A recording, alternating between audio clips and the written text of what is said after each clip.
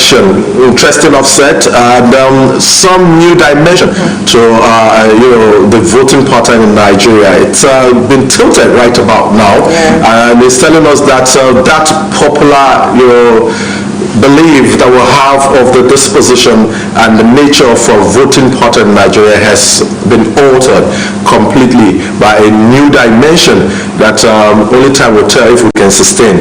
And there are too many concerns, we can point to, and overall is the general peace that was enjoyed in most places across Nigeria. The fears that we had that places like Zamfara, Katsina, people will not come out to vote.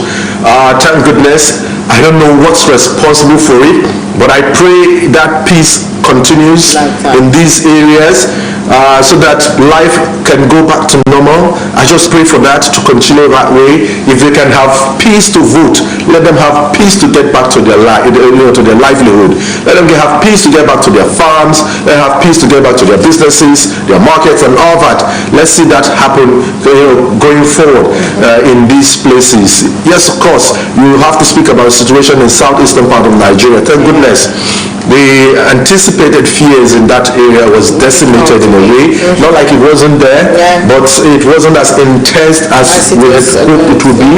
And it's something for us to celebrate. It's some of the plus that we can take out of this election, and the massive turnouts of Nigerians to be a part of the process, and the massive disenfranchisement of Nigerians, and the massive voter apathy in this particular election. All of this did play out, and the lessons that we have failed to learn.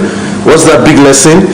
That we have some hard-to-reach areas, and deployment of election material should have been done on time and strategically to these areas. We still failed in distribution of logistics and materials to these particular areas. These are some of the things, high points and low points of the elections that you can take out and do a review of. Some other parts got there seemingly like theirs worked for them, and they were able to deliver some of these materials to those polling units or even ones that have concern for voting process. For others that didn't have access, these are some of the categories that INEC should always look into as they evolve when it comes to election. I believe INEC really pays attention to that details seriously, because it's not the first election we're conducting in Nigeria. There was election in 1999. There was election in 2003. And these problems from that point through 24 years of democratic rule, and we're having another election, and we are yet to still find a better way of taking election materials to these areas without hiccups. So it tells you that we have not actually learned our lessons. We only know the problems there. We know the challenges. INEC knows the challenges. It knows that the challenges exist, but it does not have solution to the challenge. I don't know if it's a strategy, I can't explain, but INEC best can explain to Nigerians why we're still having these challenges, distributing election materials to places that you have identified are hard-to-reach areas. So there are too many things that we can talk to, too many finger pointing, too many accusation, counter-accusation, all of it played out in this election. And in the history of elections in Nigeria, this is one dramatic moment in election history in this country. I think we've never had You're not speaking as a political scientist that you are. Only to the histories that it's one dramatic moment. Brother, you can imagine process that started on Saturday was completed in the early hours of today. And you can tell how tensed Nigerians were. Good to say there was nothing inconclusive. No, there's nothing. But we have some, National Assembly election seats that elections that were inconclusive, declared inconclusive. We have them, but the presidential election was not inconclusive. It was conclusive, and we have a winner, and the president-elect has been announced by INEC. Professor Mahmoud Yakubu did do that announcement himself, because he's a final, returning officer of the presidential election, and he did that, and we know that we have a president-elect.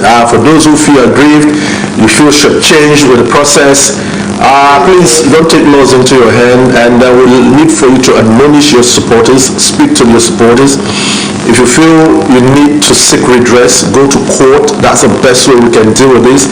I know a lot of persons are not too, confident about the court system in Nigeria, due obviously to some very contentious judgment that the court themselves have given. Reason why Nigerians are doubting the stance of the court, not to be, biased. It may, make a lot of these persons who feel aggrieved not to even approach the court because they doubt the integrity of the court because of these, very telling judgment that the court have made. Because these are just the things that are there. But the best way, advance our democracy is for us to go through this process. That is why there is a judiciary, there is a legislature, there is executive. The executive arm, through one of its institutions, have conducted an election. If you feel we're not so okay with the election, approach the judiciary. The court will come, to the aid of this individual. But as I mentioned, we hope that the court is able to prove itself, because it's not about the point you are bringing or what you're bringing to the table as argument, as what the court chooses at the end of the day to give as judgment. So this is just what is troubling the minds of many Nigerians. You can tell how someone who did not take part in the primaries was issued a ticket by the court, by the Supreme Court, as a candidate in an election. Two of them, we had judgment that favored two of them by the Supreme Court, not by delegates. No, they did not emerge by popular votes of the delegates. They emerged by the popular vote of the Supreme Court. And this happened in Nigeria. And this would most definitely revolve within the minds of some of these, candidates who felt some change because the PDP presidential candidate felt the process was skewed. Also the Labour Party and the ADC also felt the process was skewed.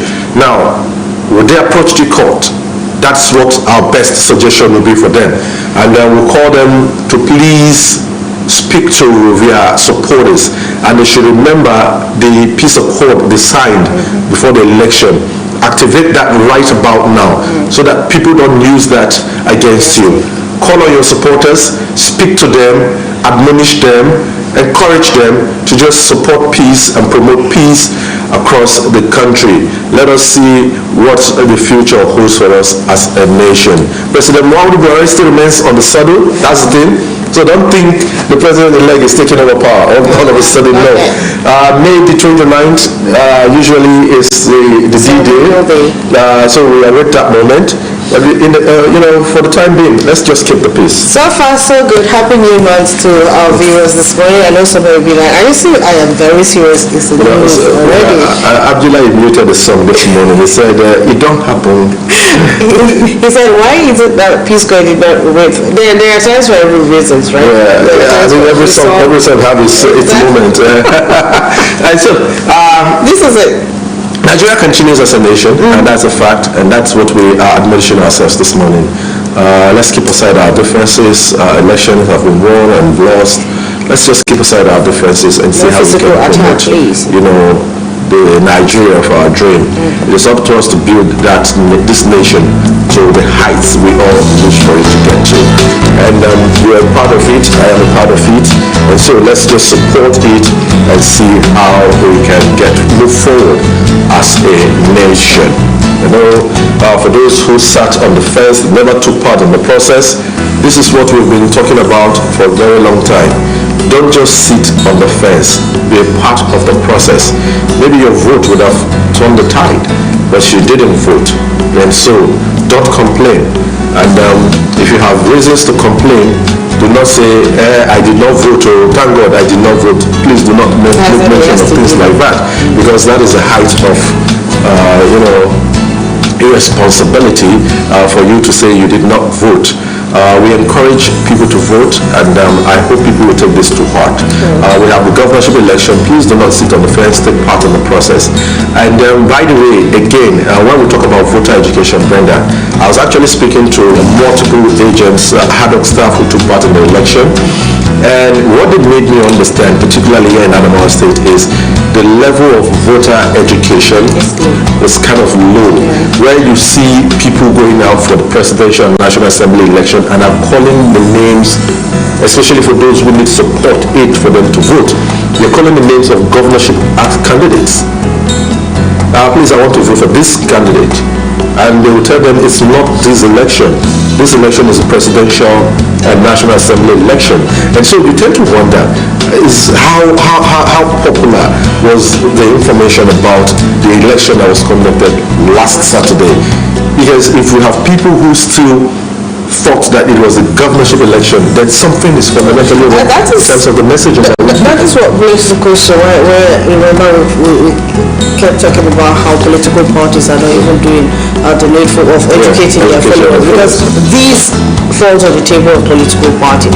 For you to educate your followers, for you to tell your followers what to do on the day of election, for you to be able to speak to them politically, like this is what you do when you get to the polling, the voting points, and this is how it goes, this is how it works. You bring up the ballot and show them this is how all of these processes work. They don't do that. They're leaving this whole thing beyond the rally, the grand rally usually gets the metropolis. Their engagement with the electorate, with their followers, grassroots, is kind of very minimal. Yes, they only meet with people who head those groups. Yes. And then they have limited time to say that they're going to speak to their followers, because he has other things to take care of. And you have those supporters who don't have an identity. Usually within the capital, they don't have identity, and they are supporters of nobody. The only thing they want to hear is there's going to be a gathering, and they'll converge for you, and they'll show you support, and they'll shout, they'll chant, and do everything. All they need at the end of the day is they need maybe the wood for the placards that you have, those flex banners that you display. That is all that they've come for, because immediately you see them signing off, they start going after these items, the wood, the banners, and things like that.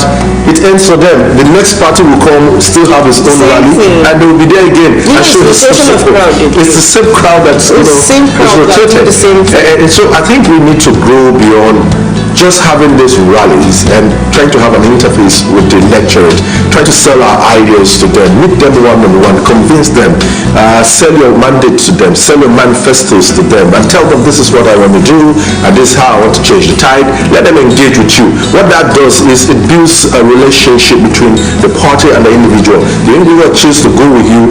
He chooses to go with you because he feels convinced that yes, I need to work with you. But we hardly do that. We think the popular campaign that we do on radio and jingles on radio and things like that, that's the only way we can get to it. Let's get back to those good old days where campaigns would go to grassroots, village markets, speak to people, let them engage with you directly and all that. I know it's expensive because we've made it an expensive process, which ordinarily shouldn't be the case. Because your way into we've made campaigns to be more of monies, but I believe if we can go on this kind of tour where we try to go and engage with these people, we don't need to spend the monies that you're spending. Right. It's about convincing the people, telling them what they need to hear about what you have to offer, and the people will buy into it. But we feel we need to throw monies to do grand rallies and things like that. Doesn't really help. And the way these politicians do their thing right now, it doesn't go down well, because you have followers, you have people who look up to you as mentors, you have fans who admire the kind of leadership style you exhibit.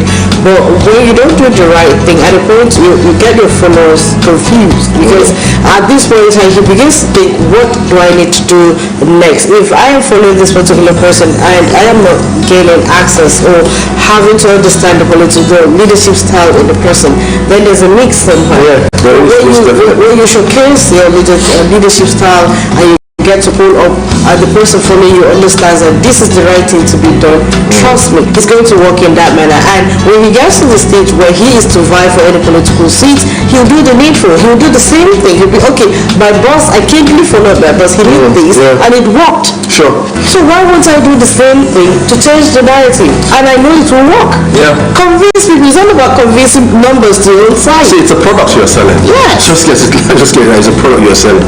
Well, it's a season of congratulations congratulations, and the President of the Federal Republic has congratulated the President-elect, President Muhammadu Buhari, and so many others, and the President-elect also has also congratulated Nigerians on the victory from his emergence as Nigeria's President-elect. So it's a season of congratulations right now for the President-elect, and we just hope that we keep the peace.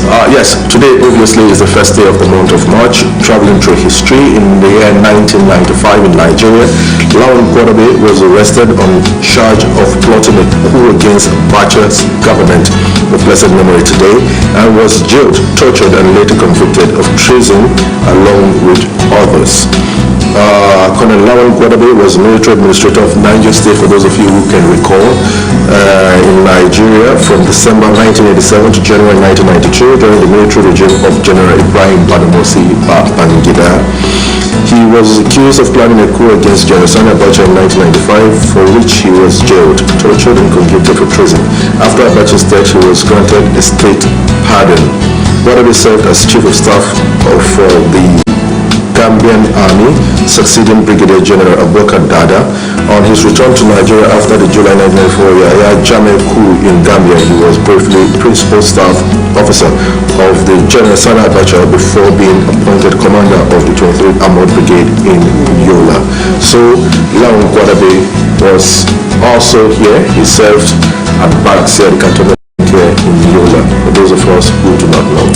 Alright, quickly to go off this history. In 1995, he was arrested on the charge of plotting a coup against the Abacha government and was also jailed, tortured, and later convicted of treason along with others. He was on death row where Abacha died unexpectedly in June 1998. And years later, Abacha's chief of staff, Lieutenant General Oladipo Dia, said that he was considered that he claimed coup plot was non-existent. Okay, so this happened in Nigeria's history, and those eras of coup, counter coups, and all that. It's a gone episode in the nation's history today, but we'll still make mention of them because they were part of our historic development as a nation. Yes, what will be said on the program, but before we get to that, let's quickly remind you that we're streaming live on YouTube as well as on Facebook. We'd love to have you join us on this platform on the go. If you cannot sit tight in your living room, your office point to watch the show as it goes. And so you can follow us on Facebook as well as on YouTube. Here's our 7 for Safiya Breakfast Show this lovely Wednesday morning. We'll be looking at developments, around the presidential elections. What are the high points and low points of the election, taking into cognizance debates over the announcement of Chief Bola Ahmed Tinubu as the winner of the presidential election, what the law says about him, winning or not winning the federal capital territory to be declared the winner. All of these will be looked into on the show today. So basically, we're still going to dissect and do a diagnosis of the elections. What are the concerns and what are the plus over the elections? We'll be taking notes of that on the show today also. Plus, rundown as always on Safiya Breakfast Show, we have the review of those selected national dailies across Nigeria and state, and also getting involved in what we call Punchline here, which is our in-house editorial. Also try to bring in what we have on our social connect platform. All of these will be coming your way live on this very program. We urge you to stay keen, as we'll be back in a minute.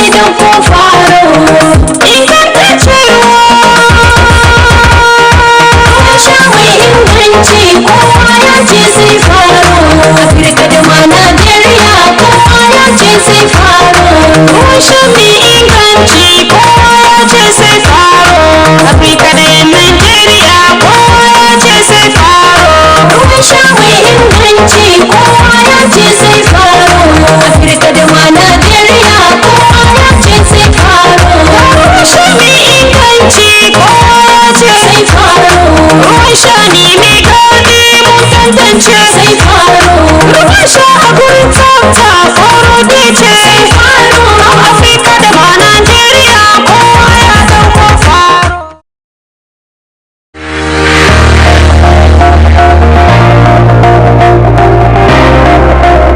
Every day, we are exposed to a variety of information from the larger society and on social media. How credible are such messages? Nobody loves to be deceived. Nobody wants to be fooled. Stop the creation and spread of fake news. Don't be in a hurry to share messages. Verify facts and source before spreading. Fake news is harmful.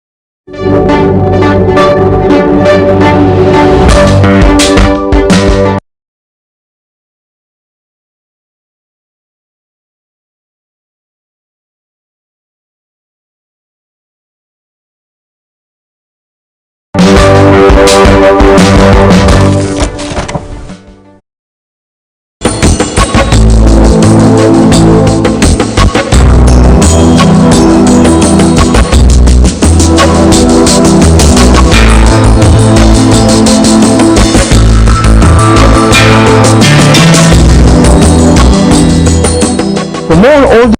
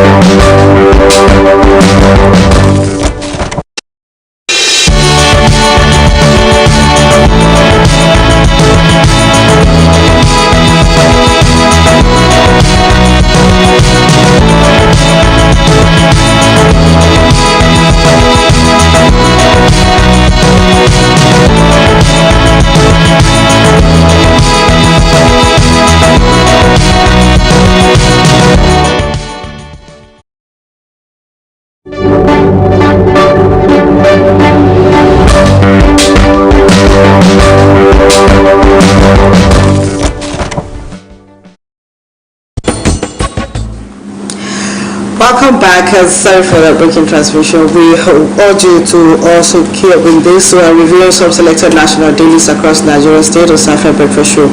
As always, we have the Punch newspaper, the Guardian, the Nation, and also the Daily Trust newspaper for review. But to begin with, we are coming up with the Punch newspaper. Let's together look at what the front page of Punch newspaper have in the offering basket. Polls. Fuel heat 300 liter per liter as marketers hold loading. This has been a thing of concern even prior to the election, and a lot has been said about this. What do you have to add up in this regards? I don't know. This is not new. Here in Yola, we are buying at 380, 375. So for us in Yola, it's not new. For many Nigerians, this is nobody is even talking about fuel and the rest. You can even see that even those talking about no cash has even reduced. The number of those talking about no cash because of the election and the kind of attention that came with it. So I think that's basically what people are looking at now. So maybe now that the results have been announced, Nigerians will now go back and begin to look at issues of no cash available and issues of the pump price of fuel. I wasn't able to introduce you to the show because there's a whole lot running through my head this morning. For our viewers this morning, our reviewer is Victor Leka, right here on set. So it is a thing of concern because a lot of persons were trying to tie the whole process to forced casting. People did not travel to their villages to cast their votes, and even so people did not even get to their location, even within the metropolis. No, it's not. For many, it wasn't even the fair thing. I think it was More of cash. the non-availability of cash for them to make this movement. I think that's basically what hindered most of them, not to have traveled. All right, back to the front page of the Punch. Let's go to the next story. This one says 76% of CBN alcohol borrowers get to repay loans. 76% of CBN anchor borrowers get to repay loans. To other stories, uproar as candidates reject National Assembly polls results. There have been concern across board in the National Assembly election. We saw how others rejected the results, and while others rejoiced, others are not too comfortable with the process. Yeah, for every election, there's always we have winners and we always have losers, and definitely those who lose will always want to reject the outcome of the election. But again, once a winner has been declared, all you need to do is to seek redress in the court of law if you have any complaints, against the process and against the election, against the outcome. So, but most importantly, there will always be winners and there will always be losers. Alright, let's look at the story beside the nameplate. This one speaks to this very caption. Obasanjo partisan trying to truncate democracy according to our federal government. Where do you stand with Obasanjo's concern towards like what I said, I think on this platform yesterday, the president, former president, has a role to play in the governance process of Nigeria. He's a member of the National Council of State. And you do expect that when there are difficult moments for persons like this to offer advices to the incumbent president so that things could work easily. So for those who say he has plans to truncate Nigerian democracy, I say that can be true. For me, he's a Nigerian, and he also has his conscience, and he has the right to voice out his opinion. Alright, going forward, just to the front page of the Punch newspaper, let's speak to the big story there. The big story says Tinubu in clear lead outside yesterday prior to the announcement of the winner. This is coming on the Punch. It says Tinubu in clear lead, while Rider said APC candidate filed suit to stop INEC others from halting coalition. INEC insists election credible, tells parties to seek legal redress. I think the Punch newspaper went to sleep. They did not anticipate that this morning their front page should be carrying Tinubu as the winner of the election. Normally, I think this paper was published early before the announcement of the results, so they did not anticipate it. That's why you see them saying that Tinubu clearly. Other papers will be telling us something different. And West African Elders Forum, Jonathan, former president, others visit Tinubu. That is the big picture you see right there.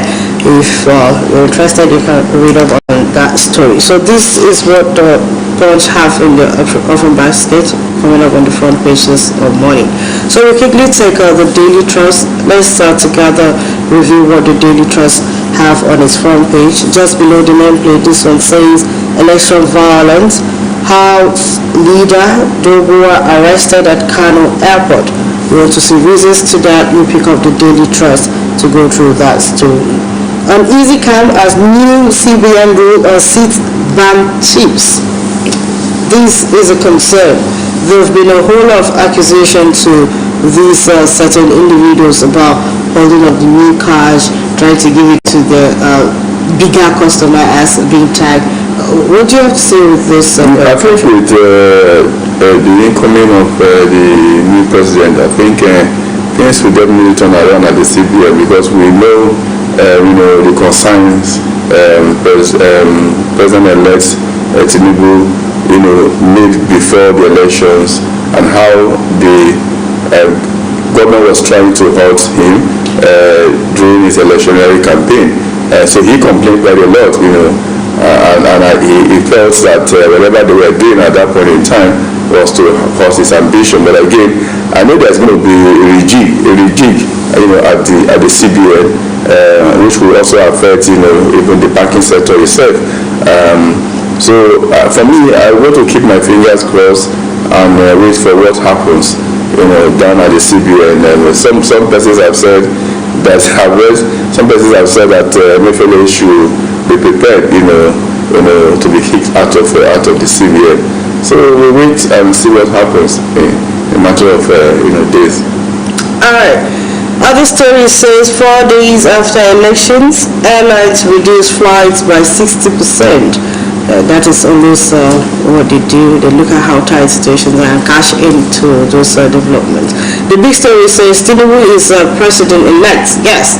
And Rider says the receive certificate of return today, extends olive branch to Atiku, Obi and Kwankwaso. PDP, LP reject results, demand Yakubu's resignation, and INEC kicks. West African elders, NSCIA sue for peace. All of these are on the front page of the Daily Trust. Wow. If you just go down a bit, you'll see how the votes were distributed right there. That shows how people, or how the electorates voted. And this is on the front page of Daily Trust. If you want to see how these things work, you can really join into that very pictures right there. So other stories, APC maintains majority in Senate with 49 seats as other political parties also cash in.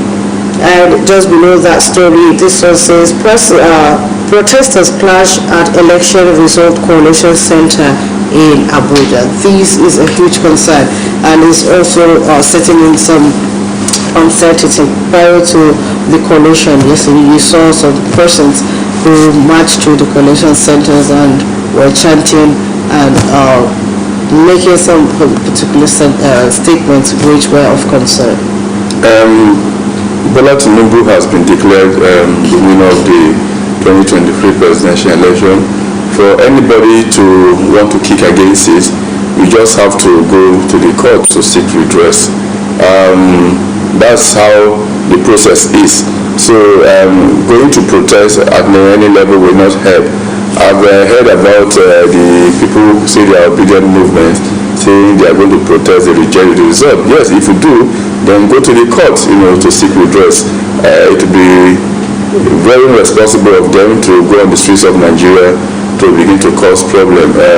Nigerians have spoken, Nigerians have decided, Nigerians they want Bola Tinubu to be their president. Then yes, so will it be. So if anybody has anything against it, we'll go to the court. But again, we begin to ask if actually the result that came out, if they are actually the wishes of the people, if they are really what the people voted for. If you look at if you put the votes of the PDP, the Labour Party and the NNPP together, it's quite over 12 million, and that of the APC is about 8 million. That means over 12 million people are saying they don't want the APC, but unfortunately they did not come together to fight the government in power as opposition.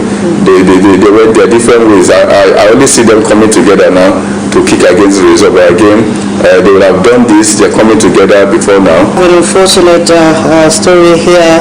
This one says a very sad one. Fire gulps Lagos Blue Line rail station. This is unfortunate. And that does it on the Daily Trust this morning. Let's go to the next paper, which is the Guardian newspaper. From the very top, the Guardian this morning, let's go with what they have as always, the title of conscience and nurtured by truth. How truthful are some of those headlines? From the top, it says, federal government replies, cautions Obasanjo's against truncating electoral process. Yes, we took that earlier and the Punch newspaper. And we have these other story. Ikwezi loses Senate bid to Abaribe in Abia South as INEC reverses self. Concerns as energy crisis spikes haulage cost by about 71%. This is a concern. You can pick up the Guardian to go through that story right there. Amid protests, INEC declares Tinubu winner of these general elections. Riders to that says comply with electoral laws and results coalition. Jonathan, West African leaders tell INEC. PDP LP insists on cancellation of poll. Okowa Dati accuses INEC chairman of playing to a predetermined script. INEC has returned Nigeria to pre-2015 era, says NNPP. Obi's win of FCT raises question about possible runoff. 25% in FCT not needed to be declared president, say Falana Sagi. Calls for Yakubu's resignation irresponsible, misleading, according to INEC. Tinubu files suit to stop PDP LP from stopping coalition. All of these are riders you can find interesting on the Guardian newspaper. There are concerns in between and how things are played out the coalition. What do you think should really shape some of these issues going forward? I think the electoral as 2022 was amended will have helped shape this nation's democracy. But unfortunately, it has shown that the Electoral Act has not played any vital role in shaping our democracy.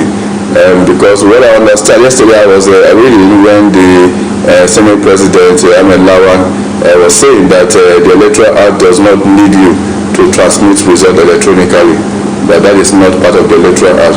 But again, but some persons have said that it is very important to help our democracy that you transmit these results from the polling unit, up to the INEC server electronically, which I know most of the adult staff at the point of the polling unit did. But again, most of these results were not used because I understand we saw when the party agent, the agent of the PDP, made complaints and requested that these results on the server should be placed side by side by the manual calculated result, which the INEC refused to do. But again, questions calls to mind, the need for us to ensure that that whatever thing we want, especially when it comes to our democracy, we're able to make sure that these things work for us, because we as actors and players in the democratic space should ensure that those laws guiding us should always be adhered to, because if we don't adhere to them, then you see problems like this coming up. But again, I will encourage the PDP and the Labour Party and others who feel aggrieved to go to the court to test, to test our electoral law, at the level of the Supreme Court, so that the Supreme Court will be able to, again, to help us fashion a way, towards making us democratically, up to the point that where we need to get to.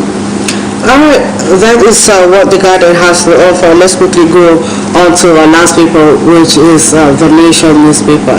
Going straight up to the front page of the Nation newspaper, we have their stories captured in this manner. 10th Senate, APC wins 51 seats, and PDP wins 27, LP 5, SDP 2, YPP 1, and NMPP 1. To other stories. So I think the NMPP shouldn't have come into this race because very disappointing performance with the kind of noise they made.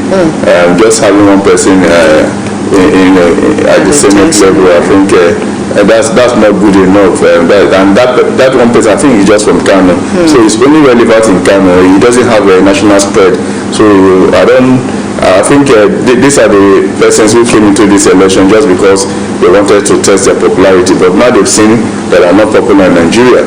You know, and again, kudos to the APC retaining majority seats at the Senate. That's going to help the incoming president, Bola Ahmed Tinubu, ensuring that he has his people, you know, at that level, and will keep him comfortable on that seat. So I think that's commendable. PDP 27. Labour Party for the first time 5, they've tried. SDP 2, they've tried. But don't be surprised that before the end of the 10th Senate, you will see a lot of them from the NNPP, Labour Party, and maybe SDP, YPP, you know, defecting to other parties. To a story besides that, Pool's cancellation call, federal government, eminent Nigerians, Lambas Obasanjo, we find that interested in complete combination newspaper. Just below that, we have President Tinubu is President-elect. That story is on page 4. Right so that says, INEC declares APC candidate winner with 8,794,726 votes to get certificate of return today by 3 p.m. Find out is that those numbers right there are according to states and how they voted. And this is what we have for you in the offering basket of the newspaper review this morning. As always, we urge you to go beyond the headlines and read our stories on verified page so that you don't get to hook up yourself with fake news. We're going to break. Safiya Breakfast Show. We'll be back in a moment.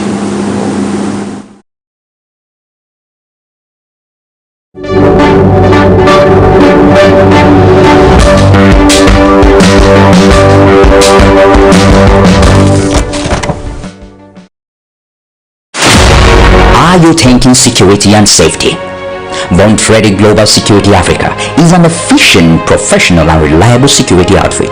We offer our clients design and evaluation of physical security system, managing guard force, industrial corporate security services, hostage negotiation, executive VIP and celebrity protection, campus security and safety structure, anti-kidnapping strategies, escort management, private criminal investigation and training, plus general security consultancy. At Von Frederick Global Security Africa, we pride ourselves on honesty, discretion, integrity, providing a platform to mitigate crime, violence, and terrorism. Our office is at Bello Ahmed Plaza, beside Federal Medical Center, Lamido Zubero Bypass, Yola South, Adamawa State. Think security and safety? Think Von Frederick Global Security Africa. Security. It is not just my business. It is also yours.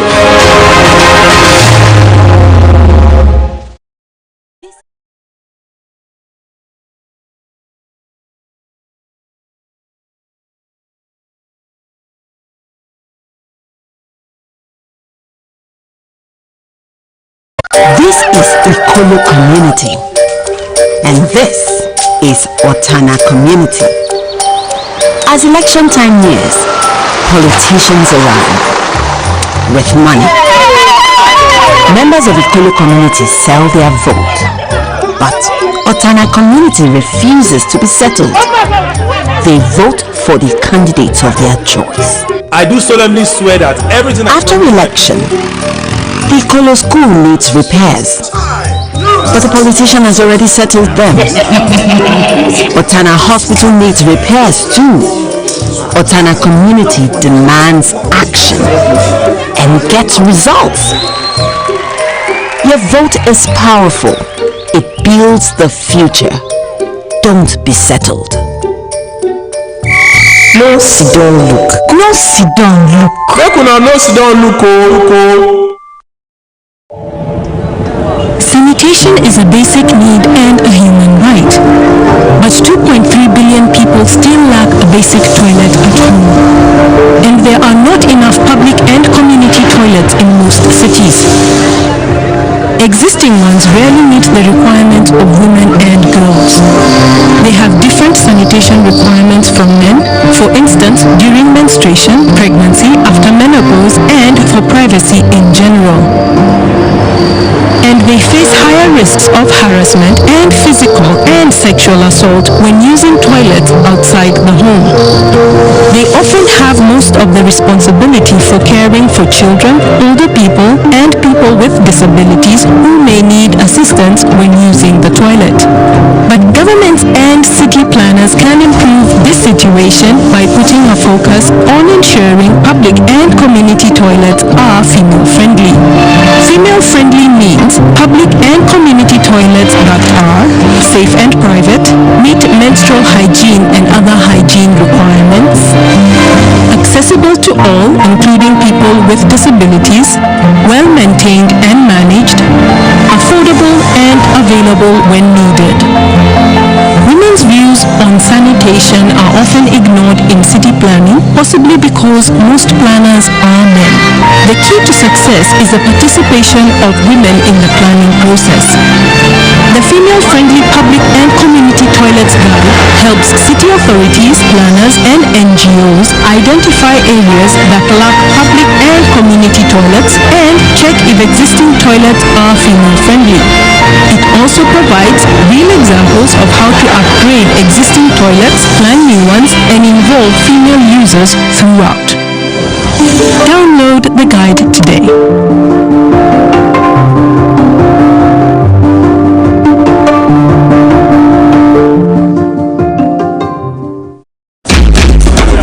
Duk wani ɗan Najeriya yana da daman ya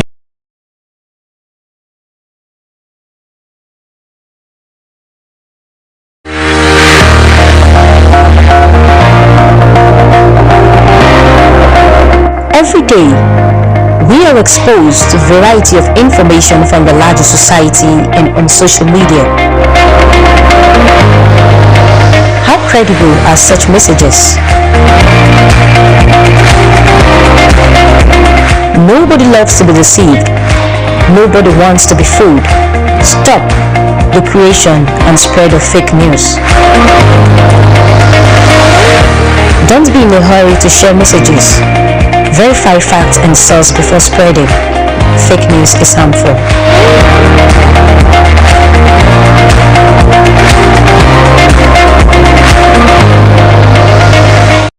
Well,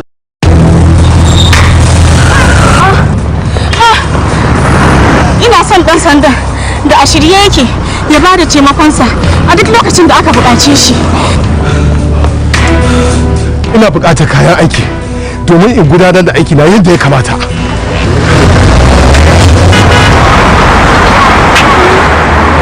Ina son ɗan sandan da ba zai ci zarafina ba ko ya kama ni ba tare da wani dalili ba. Ina so a ɗauke ni da mahimmanci akan aikina ta yadda mutane masu gaskiya da za su dinga tsoro na ba. Ina son ɗan sandan da ba zai tambaye mu na gora ba. Ina son albashi mai kyau kuma a biya ni akan lokaci. Shin hakan zai iya yiwuwa da ingantaccen dokoki, Ingantacciyar hanyar samar da kudaden gudanarwa, horaswa da kuma haɗin kan al'umma yana iya yiwuwa. Yana iya yi. yana iya yiwuwa.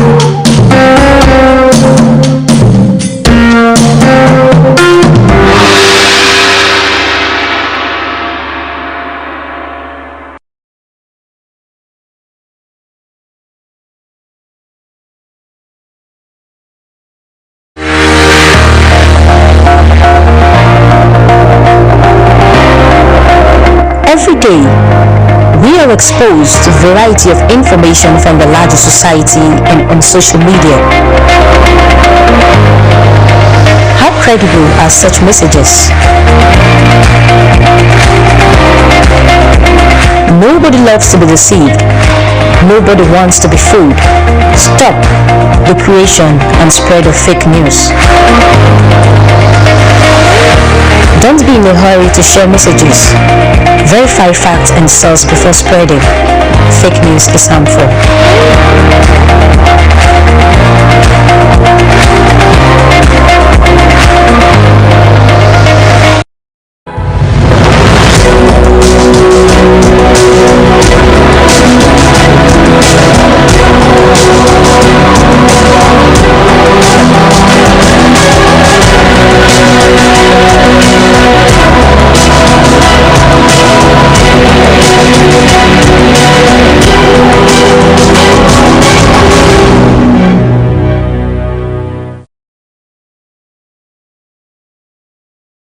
Yes, it is evident that election has been won and lost. The drama in between is something entirely different.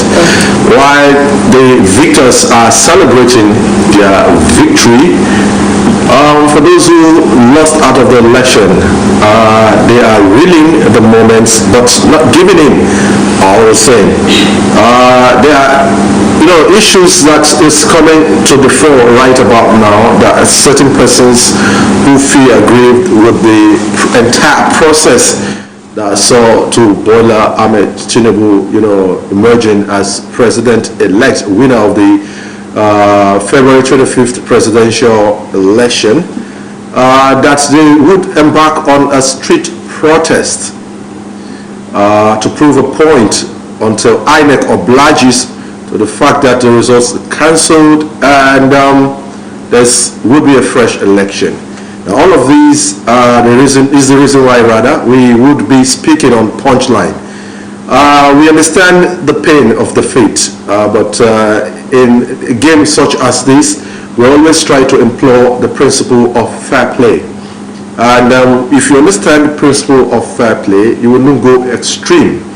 In some of these foul infringements that brought to the new face of football that we see today, where the VAR is playing a supportive, role in helping the referee make a call.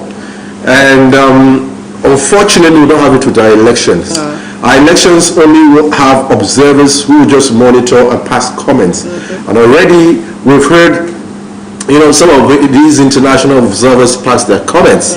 They've made their comments about, their preliminary comments about the elections. Some have applauded the conduct of the elections, the conduct by Nigerians during the elections. And at the same time, some of them have knocked the institution for failing to do the right thing in terms of deployment of materials and things like that. All of these are there. But the big message that we want to leave every Nigerian with is the fact that peace is sacrosanct. Whatever hard feelings you may have as a result of this election, we urge you to bottle it in and don't let it out. Time will tell. There will be another election. There will be another moment. It's not entirely over yet, but we shouldn't take to the street to cause, mayhem, to cause crisis, and make life unbearable for others.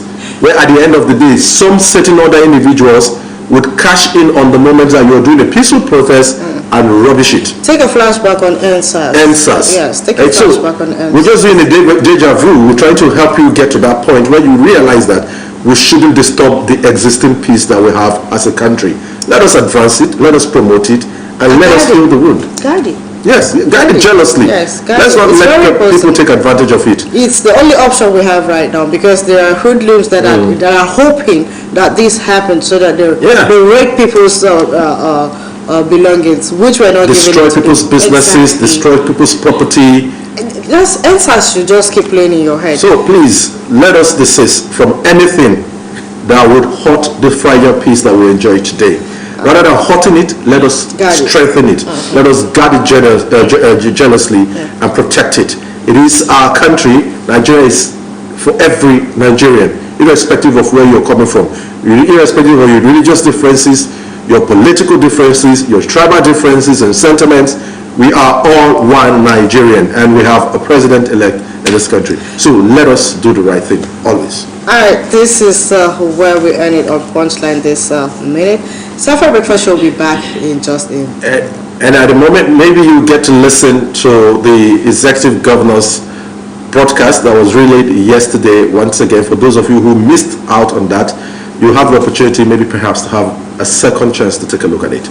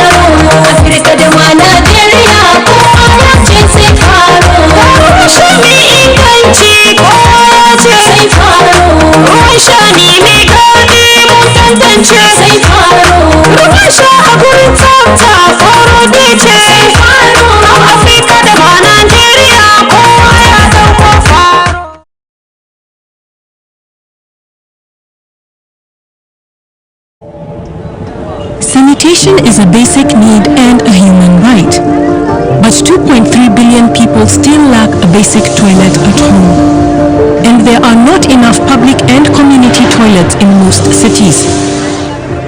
Existing ones rarely meet the requirements of women and girls. They have different sanitation requirements from men, for instance, during menstruation, pregnancy, after menopause, and for privacy in general. And they face higher risks of harassment and physical and sexual assault when using toilets outside the home. They often have most of the responsibility for caring for children, older people, and people with disabilities who may need assistance when using the toilet. But governments and city planners can improve this situation by putting a focus on ensuring public and community toilets are female-friendly.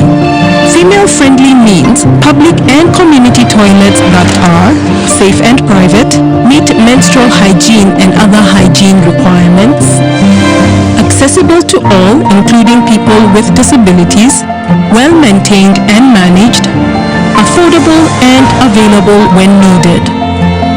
Women's views on sanitation are often ignored in city planning, possibly because most planners are men. The key to success is the participation of women in the planning process. The Female-Friendly Public and Community Toilets Guide helps city authorities, planners, and NGOs identify areas that lack public and community toilets and check if existing toilets are female-friendly. It also provides real examples of how to upgrade existing toilets, plan new ones, and involve female users throughout. Download the guide today.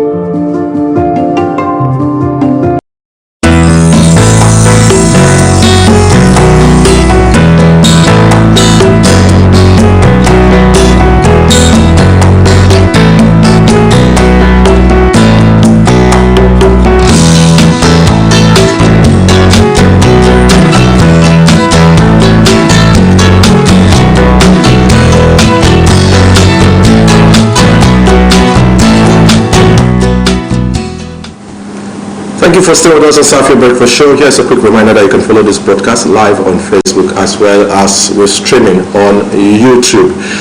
We'll be, segue into our first conversation on the program today, looking at, the state of the nation. Nigerians on Saturday, 25th of February 2023, went to polls, and the outcome of that massive turnout across the country. This made manifest, and we have today our president-elect in the person of Chief Bola Ahmed Tinubu of the All Progressives Congress. After mild drama and intense intrigues and all of those adjective you use to qualify the entire process. Here in Adamawa State, the mood is rather calm, and the people of the state are going about their businesses without fear nor concern because of the peace that is being enjoyed across the 21 local government areas of the state. Yesterday, the Chief Executive of the state, His Excellency Right Honorable Ahmadu Umaru Fintiri, did address the state and in a statewide broadcast where he congratulated the people of Adamawa State for keeping the peace despite their differences, and also urged the people to continue to promote peace at all times, and also did make mention of the suspension of the activities of both international and local NGOs for the time being. All of this, no doubt, is raising eyebrows from certain quarters, and for us to get a proper understanding of what the intention of His Excellency is with the suspension of the activities of these non-governmental organizations in the state, we're joined by the Honorable Commissioner for Information and Strategy, Dr. Umar Garba Pella, to give us a sense of where this is, heading or tilting us to. Mr. Honorable Commissioner, it's indeed a big pleasure to have you join us on the program today. Thank you. Thank you so much. Thank you. Yes, it appears to be a very calm mood this morning.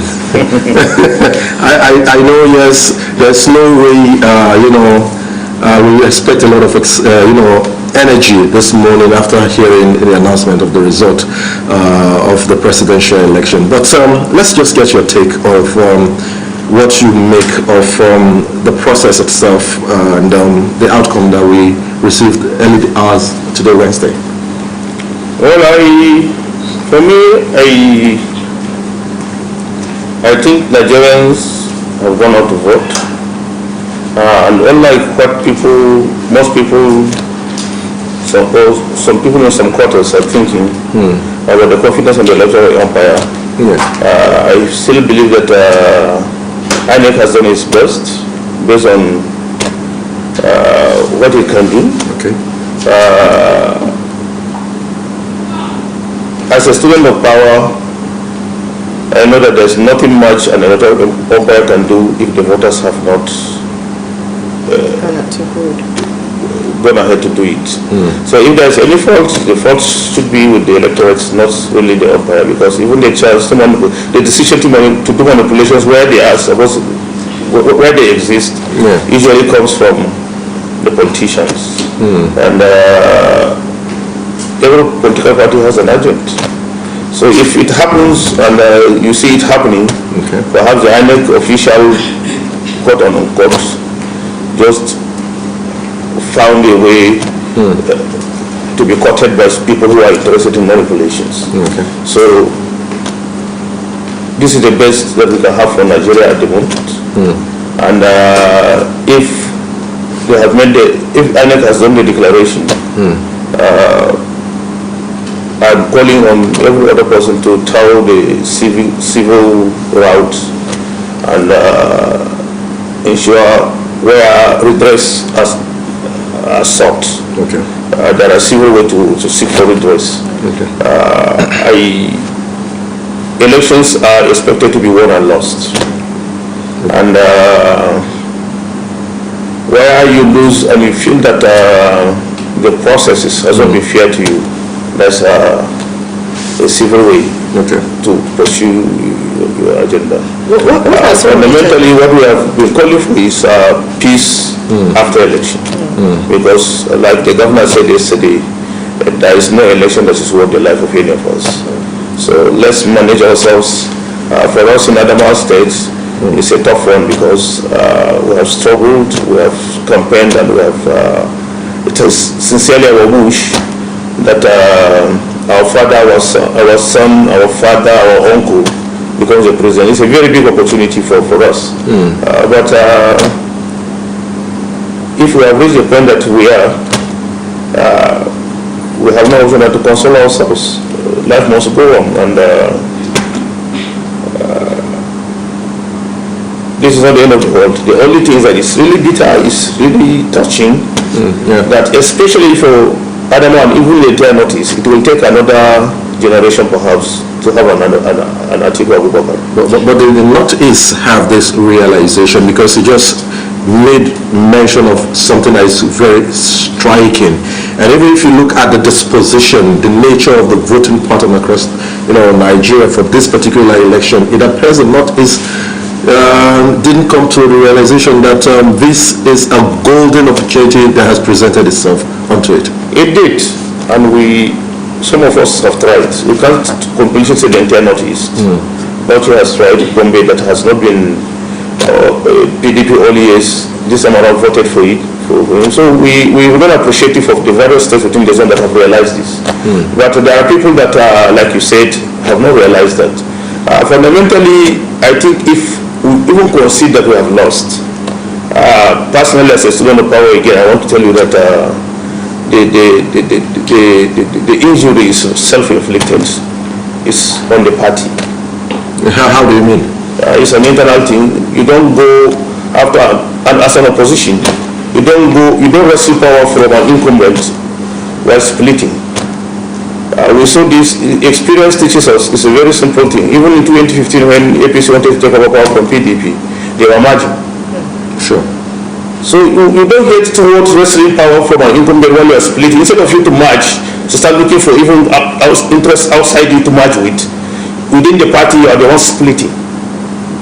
And that is manifest, is clear with the results. Whether genuine or not, the reality is that you cannot take away the fact that Peter Obi was a PDP guy who went to Labour. Konkoso was a PDP guy who went to NNPP. The G5 governors is a block on his own. And up to the day of the election, the infight has been there. You don't walk into that. What we needed to do within the party was to swallow some pride, swallow our ego, manage some interest, and just slide in. Unfortunately, it didn't happen. If you look at the arithmetic of the figures, the gap is up to 2 million. It's what one governor can give you ordinarily. It didn't add up. So that's why I say, and I have to be fair and be truthful, the injury is self-inflicted. With this, what are some of the cutaways that we should also learn from this particular election? This is not the last election we're going to have in Nigeria. As a student of power, yes, I want you to throw into this, because lessons need to be learned, corrections need to be taken, and also taking part in the process. The first lesson is that you can only fight properly when the election is won. Every internal thing within the party needs to be managed to wrestle power first. You don't stand a chance when you lose. So it's fundamental. You cannot win election when you are fighting internally. You need to gather each time there is a contest, gather your strengths, come out all the way out and smoke your opponent. After that, you cannot come and sit down and continue whatever it is. But anything sort of egos needs to be managed. Politics goes beyond ego.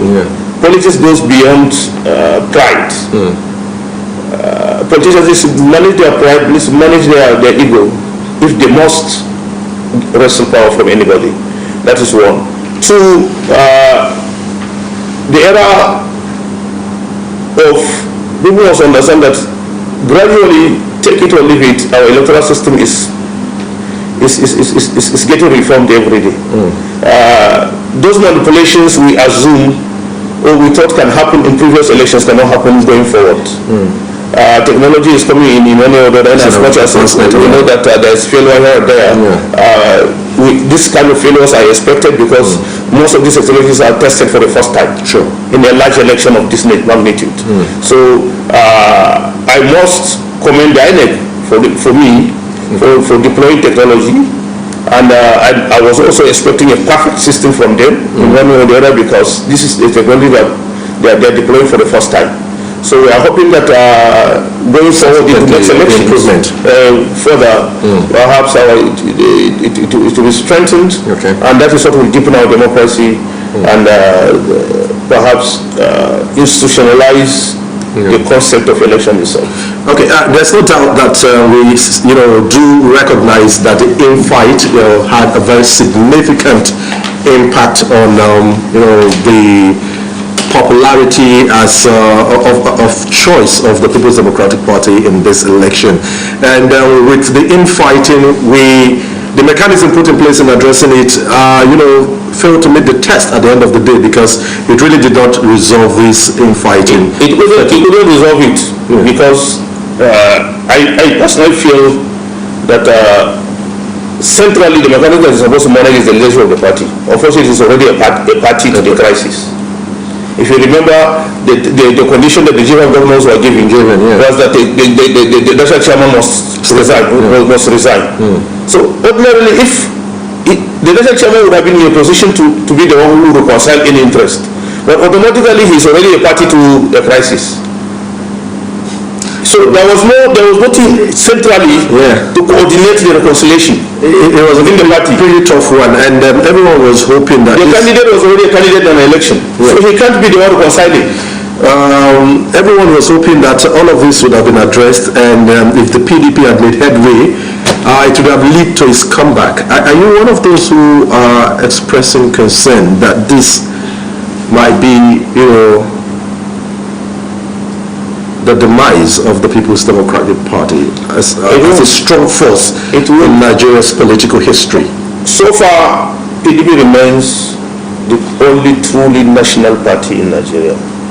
If you check even the arithmetic of the states we won in this election, it's a reflection that we are everywhere. So it's not a party that can go into liquidation like that. It's a party whose soul, whose spirit, whose entirety was conceived to serve Nigeria.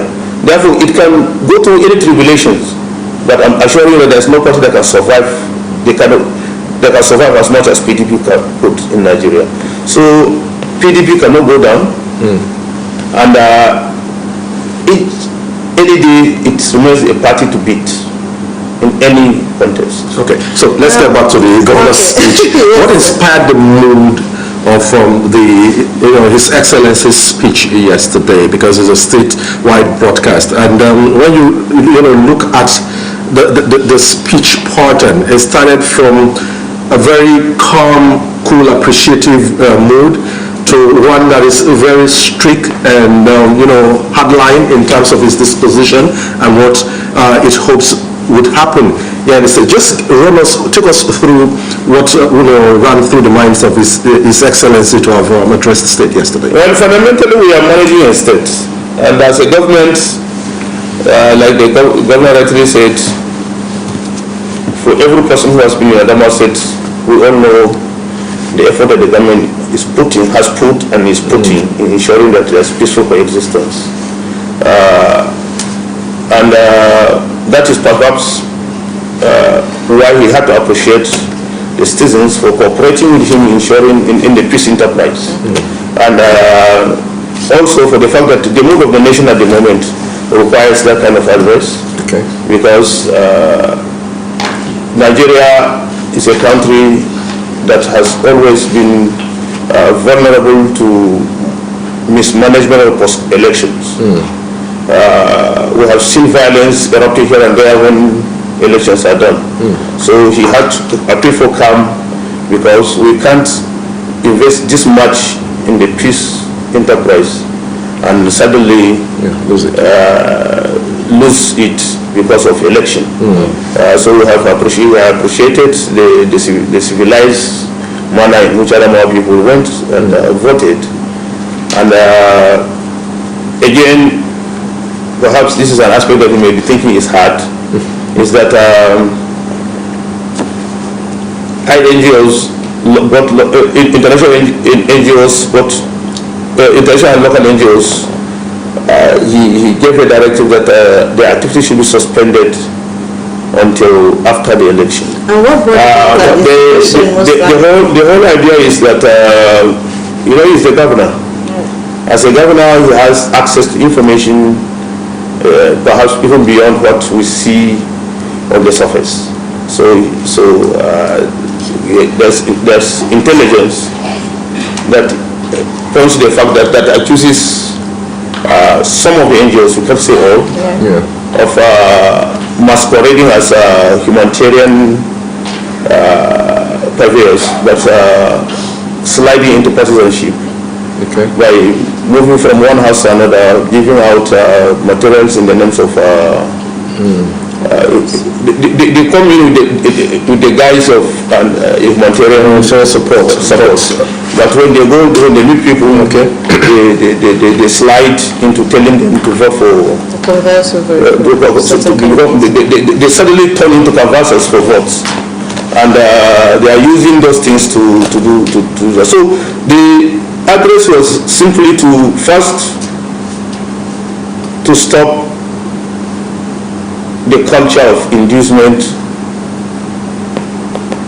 for votes, which he used in his word as a vote buying. And second, to protect even the NGOs themselves, because these are organizations that are highly respected. So we cannot afford a situation where there will be erosion of confidence on that respect and regard that our people have for them. Because the moment they are not really into partisanship, the whole regard that people have will be reduced or be twisted. So we just said they should stay off for now until elections are done and they can resume their work. That way they are saved from being involved in partisanship. They are saved, the political is over. So they can continue with their original mandate of humanitarian service. So basically it's just a pause to their that's why they say suspend, and there's even a definite date.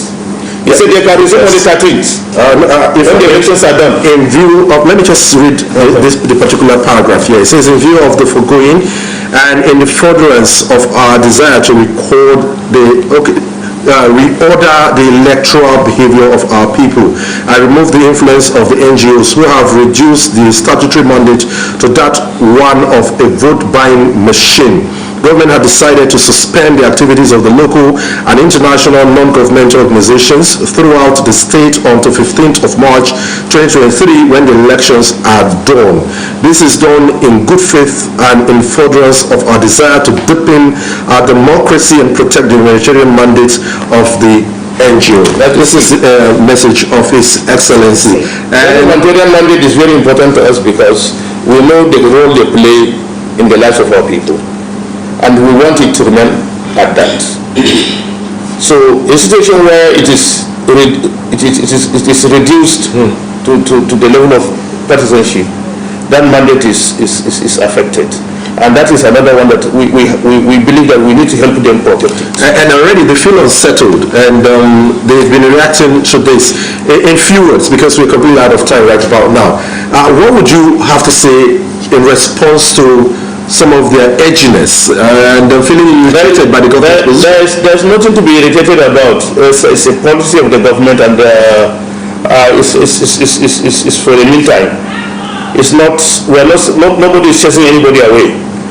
We are saying it should be suspended for this period so that we can have order in the way we do our elections. We can also be able to protect you so that your regard will remain intact, your respect will remain intact. So there's nothing, it's a matter of 2 weeks. Okay. And every person, ordinarily they are even supposed to be on leave for elections. All right, Honorable Commissioner.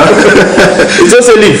It's a leave, as you would say it, as you would put it, but for them... I want to just quickly add that this does not affect perhaps activities of civil society organizations who are mandated to monitor elections. Yeah, because their mandate is completely different. Yes, it's completely different. It's not material. It's election related. All right. Thank you very much, Honorable Commissioner, for the brief. Thank you for your time this morning. Thank you, and you are welcome. Thank you so very much. Well, you've just listened into the thoughts from the Honorable Commissioner for Information and Strategy here in Adamawa State. Two things, the mood of the election outcome as well as the brief by the Executive Governor of Adamawa State. on the suspension of activities of international non-governmental organization and national non-governmental organization in the state for the period of 2 weeks from now to the 15th of March. No hard feelings about that. It's just to deepen in our democracy. That is the statement. We'll take a break. And Safiya Breakfast Show returns shortly.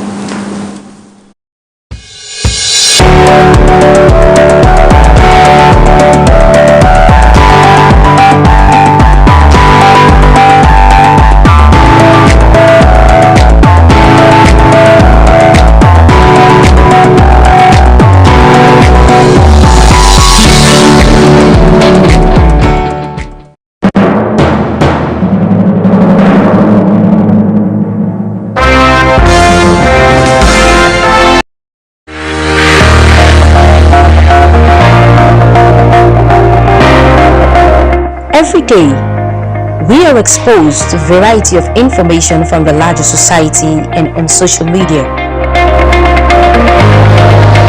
How credible are such messages? Nobody loves to be deceived. Nobody wants to be fooled. Stop the creation and spread of fake news. Don't be in a hurry to share messages. Verify facts and source before spreading. Fake news is harmful.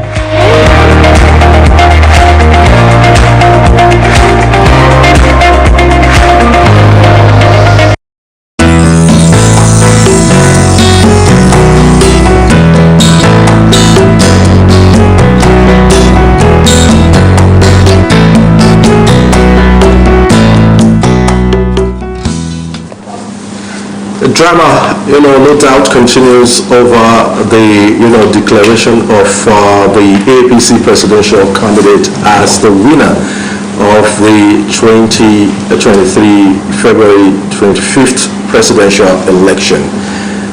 It is evoked, to the full debate over and around the provision of the Constitution in declaring and determining how the winner of the presidential election should emerge. It's of a fact that the candidate of the All Progressives Congress, Bola Ahmed Tinubu, did not win the Federal Capital Territory.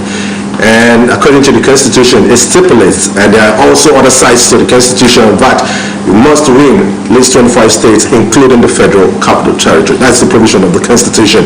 But that is, putting the Constitution to test today as to its interpretation concerning the provision and how Bola Ahmed Tinubu was finally declared the winner of this particular election. Senior advocates of Nigerians have been speaking about this and have been trying to look at the different provisions of the Constitution, including the Electoral Act, to see if they can make sense over and around the emergence of Bola Ahmed Tinubu as president-elect in the February 25th presidential election.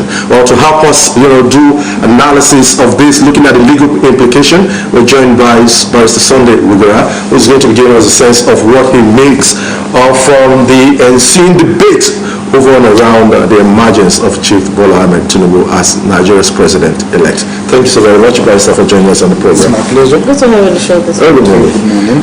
So, it's a done deal today, and someone said there's no point crying over spilled milk, but how the milk was spilled is something that people can, context, and that's about the moments that we are in right about now. Before now, it was seriously envisaged that there's going to be huge legal debates over the entire process, of the presidential election in Nigeria. Not just the presidential election, in the National Assembly election, Nigerians have postulated that there's going to be a huge legal debates over around, these processes. Let's just feel a pause. First off, Bola Ahmed Tinubu has emerged, Nigeria's president-elect. Give us, your take, your view, your thoughts of what you make of from this emergence and the entire process.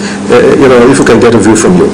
Well, yes, INEC declared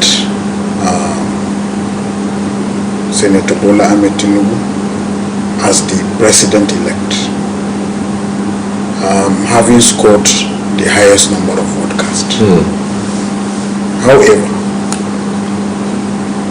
the law is explicitly clear, and there is no sentiment here, there is no emotions here. The law is sacrosanct. You may have your opinion if it goes in tandem with the provisions of the law. Okay. That is good. Your opinion is valid. If, however, your opinion is at variance with the provisions of the Constitution, you are on your own, no matter your standing in the society, no matter your position. The law is very clear. If you look at the provisions of Section 134 of the Constitution, it made a clear provision as to the requirement that will make one to become the President of the Federal Republic of Nigeria. One, you must have the highest number of vote casts in the election as a presidential candidate. That is the first step. That's the first step, yes. The second step is you must score a quarter of the vote cast in 2/3 of the states of the Federation. We have 36 states. Okay. So, what is 2/3 of 36? 24. 24, yeah. If you score 2/3 of the 36 states, 25%, you are done. And the Federal Capital Territory. The makers of the Constitution, they know what they are doing, or what the reason behind their choice of word. If you look at, and we will now go back to English language. In English, and is a joining. Yeah, it's a conjunction. Yes, it's a conjunction. What is added must form part of what is needed. Now here, having scored 1/4 of the votes in 2/3 of the states, you must also score 1/4 of the votes cast in the FCT. A lot of people do not know the mischief behind this. You can score 1/4 of the votes cast in all the states of the Federation. If you fail to score 1/4 of the vote cast in the FCT, you are not qualified to be returned as president. What people don't know is the FCT is not a state. But it has a state status. We will go there. Okay, right. We'll go there. Don't rush. All right. We will go there. For the purpose of presidential election, it is not a state. It is an independent entity. It cannot be treated the same as the states. It can never form part of the states. That is why FCT is a microcosm of Nigeria. It is a melting pot for every one of us. So, having gained the acceptance of other Nigerians, we must also gain the acceptance of 1/4 of the residents of the FCT for you to meet the requirement of becoming the president of the Federal Republic of Nigeria. Any other interpretation outside of this, it is the opinion of the interpreter and not the position of the law. So, for now, INEC declared Bola Ahmed Tinubu as returned and elected, but he has not met the requirements of the law. And that will be tested, I am very sure. Most definitely, because a lot of people... This is in dispute, and even legal luminaries also are divided on this opinion, because they still consider the status of... God forbid that lawyers are unanimous on this. God forbid. We are all human beings. We all represent interests. You understand? Yes. But some of us are fair enough. In spite of our interest, what is the position of the law? And that is what makes you a complete person, a complete lawyer. I have an interest But despite my interest, what is the position of the law? And my first interest is to defend the law wherever I find myself. I hope you are getting me. A lot of people are mistaking the provisions, even lawyers, senior advocates, are, with all due respect, mistaking the position of the law and the provision of the Constitution with regards to FCT in view of the provisions of Section 299 of the Constitution. Section 299 is not talking about elections, requirements for the presidential election. It is talking about the administrative position of the FCT. Administrative position of the FCT as regards other states, taking into cognizance the fact that other states do have governors, other states do have legislative houses, other states do have the judiciary. What is the position of the FCT in this regard? And Section 299 has cleared all doubts and given a direction as to how FCT is to be governed and administered. It stated that the FCT would have a similar status with the states. A similar status with the states. Yes. With the state. So invariably it could be seen as the 37th state. As much as it doesn't have a governor, it is under the administration of the president. Who delegates such powers? Who delegates such powers to the minister? You know, confirmation by the State House, National. For a minister, you must be. You must go through the legislative approval. You understand? And secondly, states have legislative arms. So in this regard, the National Assembly will serve as the legislative arm of the FCT. Other states have courts. That is why we have FCT High Court, just like we have Adamawa State High Court, FCT Court of Customary Court of Appeal, just like we have the Adamawa State Customary Court of Appeal, the FCT Sharia Court of Appeal, just like we have the Adamawa State Sharia Court of Appeal. The Federal High Court is there also in Abuja, just like we have the Federal High Court here. The Industrial Court is there in Abuja, just like we have the Industrial Court here. The the Court of Appeal is there in Abuja, just like we have the Court of Appeal here. The Supreme Court is there, just like it covers all the federation of the of Nigeria. So there is no ambiguity, there is no doubt. Now, let me tell you some other thing also. If it has that semblance of that status placed on it as a state, and going by what we are referring to now, what's the ambiguity that is proven difficult for us to have an understanding of?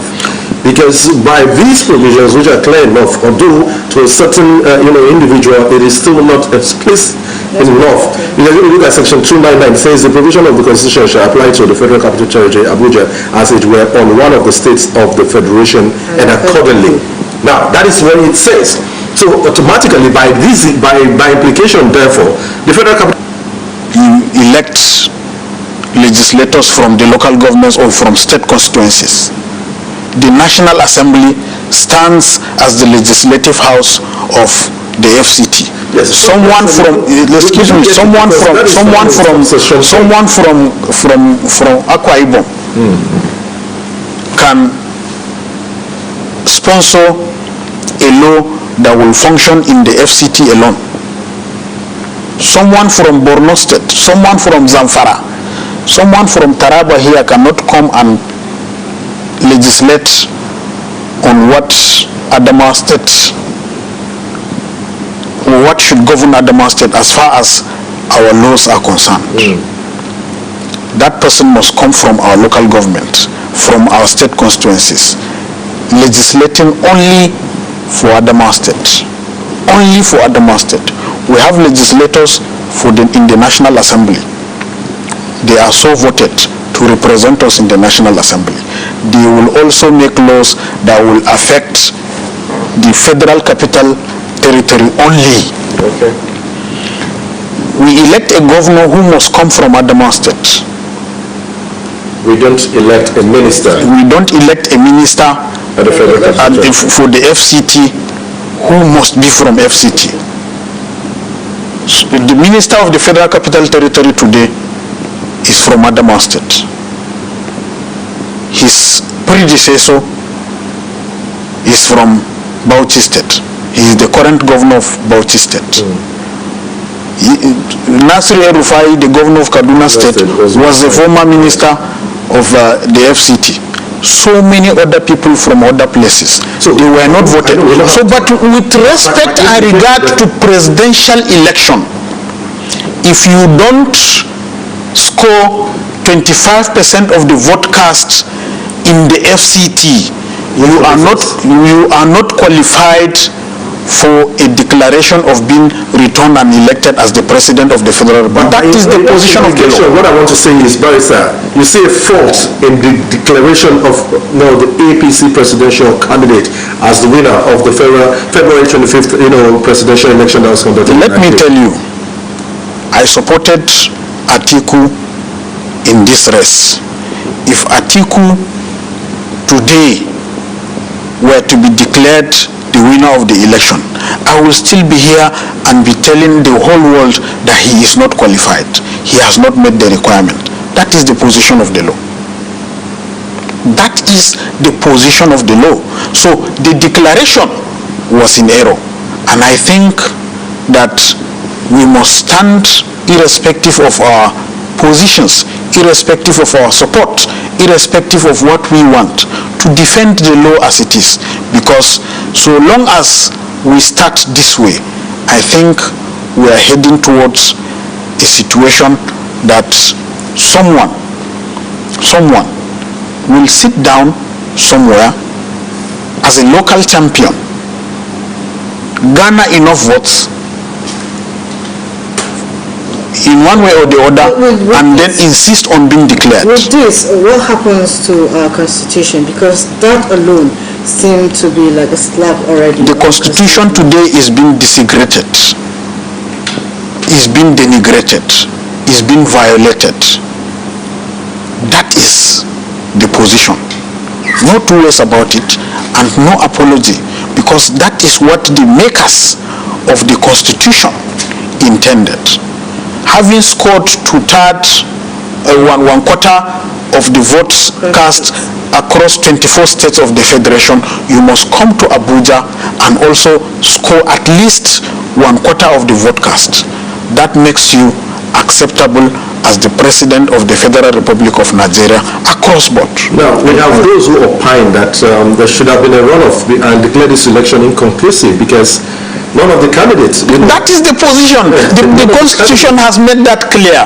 Where none of the candidates met these requirements, the Independent National Electoral Commission will order for a rerun between the person. So a rerun.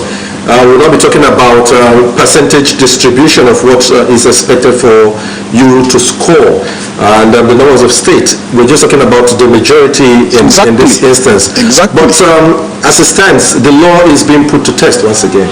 The law is being put to test unnecessarily, and unfortunately too, because we don't need this test at this time. You see, you don't have to bypass what the law states simply because you want to be seen to be doing your job or you want to be seen to be avoiding crisis. Yes, someone will say, I am not going to accept this. At all times, someone will not accept what the reality is. Most of us disregard the laws of God. What more, the law of man. But it is sad that we want to be seen to be responsible Nigerians, patriotic citizens, yet we undermine our own laws by institutions that are there. I know that the chief returning officer of the federation cannot just say in all right and consciences that he is oblivious of this provision. All right, Barrister, it's still an open debate. We'll just, leave it at We will continue to debate over these things, but we cannot run away from this fact at this point for now. The Constitution, as far as Section 134 is concerned, if you look at the provisions, if you go down 135, you get to realize what the intendment is all about. And people must not confuse their opinions and think that that is the law. The law is there. All right. Thank you so very much, Barrister, for your 2 cents on this one. Thank you very much. It's my pleasure. We'll get further analysis on this. I call on Nigerians to remain calm and peaceful. Don't let nobody go on any destruction. Thinking even if you destroy government property, it is your own. Even if you kill each other, you are killing each other. So please let us maintain peace, law and order. And at the end of the day, I am sure this will also pass. And not just, prove to us as it is done of late in the manner that Nigeria